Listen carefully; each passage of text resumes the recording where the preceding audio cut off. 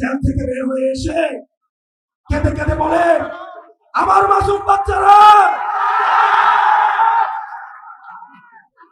আমরা কি জানি না গত 16 বছর আপনাদের ব্যাংক কেমনে ছিল, আপনাদের ব্যবসা কেমনে ছিল? কারে ভয় দেখান, আরে কারে ভয় দেখান? আমাদের হারানোর কিছুই নাই, আমাদের ব্যাংক নাই, আমাদের লুটপাটের ব্যাংক নাই যেটা আমরা হারাবো।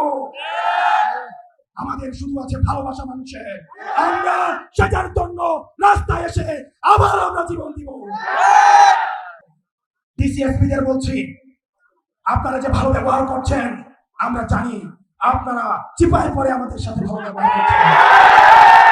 যদি হাসিনার পতন না হতো, যদি হাসিনার পতন না হতো, তখন এই ডিসিএসপিরাই গণভবনে প্রমোশনের জন্য লাইন ধরত।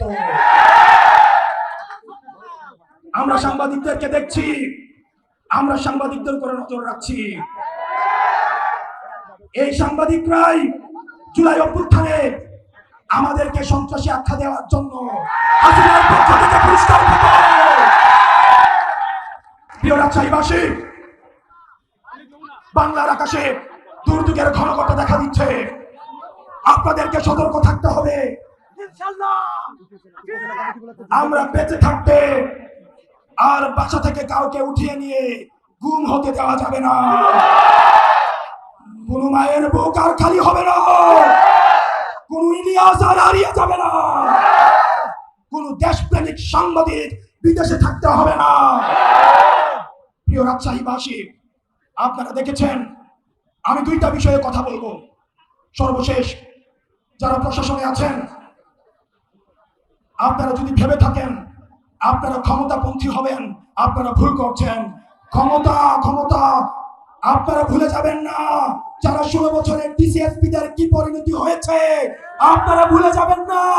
এই দিন না, আরো দিন আছে। আমরা আপনাদেরকে বলবো না আপনারা এনসিপি পন্থী হন, আওয়ামী লীগ পন্থী হওয়া, রাজনীতি পন্থী হওয়ার কি পরিণতি আপনারা দেখেছেন। সীমান্ত পাড়ি দিয়ে ভারতে পালিয়ে যাওয়ার সুযোগ হয়েছে, ক্যান্টনমেন্টে পালিয়ে যাওয়ার সুযোগ হয়েছে। এই ডিসিএসপিদের আর বাংলাদেশে যদি কেউ স্বৈরাচারের পক্ষে অবস্থান নেয়, যদি কেউ মিডনাইট ইলেকশনে সহযোগিতা করে, এই বাংলাদেশে আর কোথাও, এই পুরো বাংলাদেশে তার আর জায়গা হবে না। সাংবাদিকদেরকে বলবো, বসুন্ধরার সাংবাদিকরা, বসুন্ধরার সাংবাদিক খুনি হাসিনার পক্ষে এই বসুন্ধরার মিডিয়া কি বৈধতা উৎপাদন করেছে আমরা ভুলে যাই না। এই বসুন্ধরা গ্রুপের সাংবাদিকরা আবার নগ্ন হয়ে অপরাধের বৈধতা উৎপাদনের জন্য আবার নেমে পড়েছে, আবার আরেকটা একাকার ঘটাতে তারা ষড়যন্ত্র করছে। রাষ্ট্রের এজেন্সিরা যারা রয়েছেন, বাংলাদেশের যারা গোয়েন্দা সংস্থা আছেন, তারা জানে না বিদেশে বাংলাদেশের বিরুদ্ধে কি ষড়যন্ত্র হয়, তারা জানে না বাংলাদেশের সার্বভৌমত্ব ঝুঁকিতে ফেলার জন্য কি ষড়যন্ত্র হয়। তারা যেটা করে, তারা ক্যান্টনমেন্টে বসে বসে রাজনৈতিক দল খুলে, তারা এই দলের বিরুদ্ধে আরেকটা দলকে লাগিয়ে দেয়, তারা এক নেতার বিরুদ্ধে আরেক নেতাকে লাগিয়ে দেয়। আপনারা বাংলাদেশের গোয়েন্দা সংস্থা, আমরা আপনাদেরকেও দেখছি।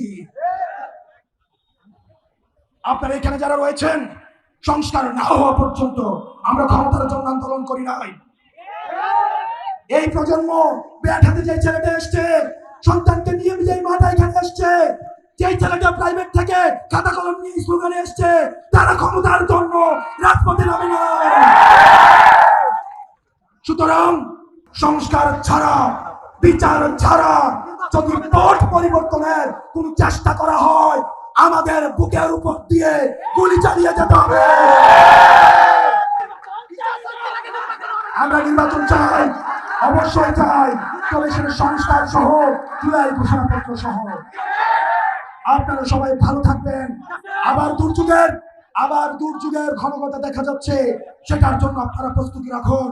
ইনকিলাব ইনকিলাব ইনকিলাব ইনকিলাব।